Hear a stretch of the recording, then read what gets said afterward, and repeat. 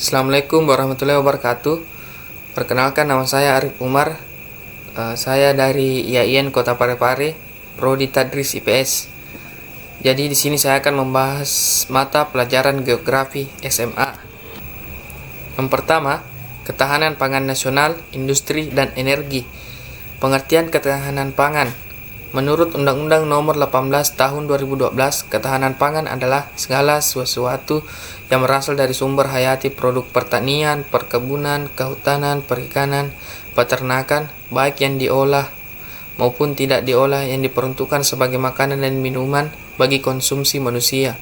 Undang-Undang Nomor 7 Tahun 1996 tentang pangan mengartikan ketahanan pangan sebagai kondisi terpenuhinya pangan bagi setiap rumah tangga yang tercermin dari tersedianya pangan yang cukup, baik jumlah maupun mutunya, aman, merata, dan terjangkau.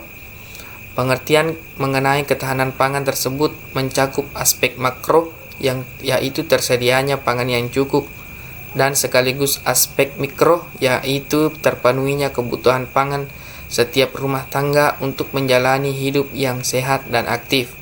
Pada tingkat nasional, ketahanan pangan diartikan sebagai kemampuan suatu bangsa untuk menjamin seluruh penduduknya memperoleh pangan yang cukup, mutu yang layak, aman, dan didasarkan pada optimalisasi pemanfaatan dan berbasis pada keragaman sumber daya lokal.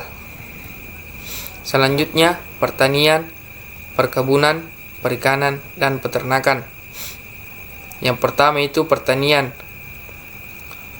Pertanian adalah kegiatan pemanfaatan sumber daya hayati yang dilakukan manusia untuk menghasilkan bahan pangan, bahan baku industri, atau sumber energi, serta untuk mengelola lingkungan hidupnya. Yang perkebunan adalah segala kegiatan yang mengusahakan tanaman tertentu pada tanah atau media tumbuh lainnya dalam ekosistem yang sesuai, mengolah dan memasarkan barang dan jasa hasil tanaman tersebut dengan bantuan ilmu, pengetahuan dan teknologi, permodalan serta manajemen untuk mewujudkan kesejahteraan bagi pelaku usaha perkebunan dan masyarakat. Ketiga, perikanan. Perikanan di sini ialah kegiatan manusia yang berhubungan dengan pengelolaan dan pemanfaatan sumber daya hayati perairan.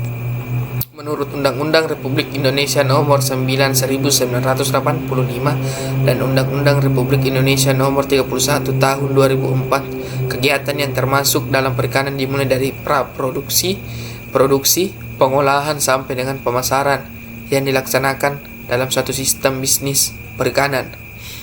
Dan yang keempat itu peternakan. Peternakan di sini merupakan kegiatan mengembangbiakan dan membudidayakan hewan ternak untuk mendapatkan manfaat dan hasil dari kegiatan tersebut.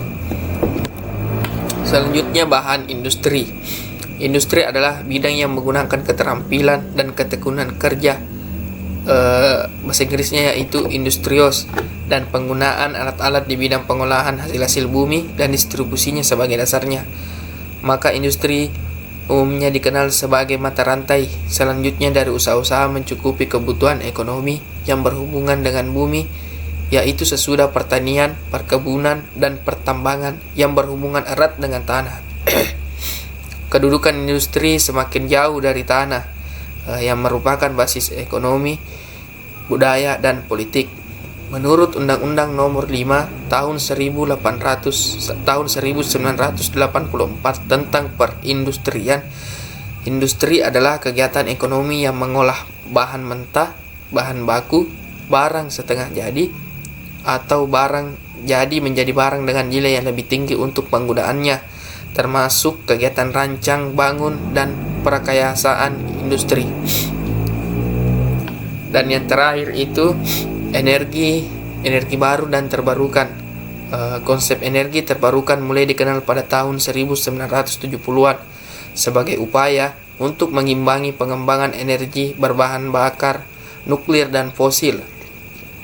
Definisi paling umum adalah sumber energi yang dapat dengan cepat dipulihkan kembali secara alami dan prosesnya berkelanjutan Dengan definisi ini, maka bahan bakar nuklir dan fosil tidak termasuk di dalamnya. Dari definisinya, semua energi terbarukan sudah pasti juga merupakan energi berkelanjutan, karena senantiasa tersedia di alam dalam waktu yang relatif sangat panjang, sehingga tidak perlu khawatir atau antisipasi akan kehabisan sumbernya. Para pengusung energi non-nuklir tidak memasukkan tenaga nuklir sebagai bagian energi berkelanjutan karena persediaan uranium 235 di alam ada batasnya, katakanlah ratusan tahun. Akan tetapi, para penggiat nuklir berargumentasi bahwa nuklir termasuk energi berkelanjutan jika digunakan sebagai bahan bakar di reaktor pembiak cepat (FBR atau Fast Breeder Reactor), karena cadangan bahan nuklir bisa beranak ratusan hingga ribuan kali lipat.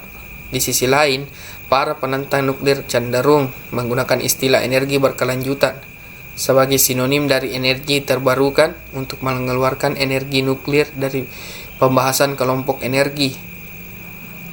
Energi terbarukan berasal dari proses alam yang berkelanjutan seperti tenaga surya, tenaga angin, arus air, proses biologi, dan panas bumi.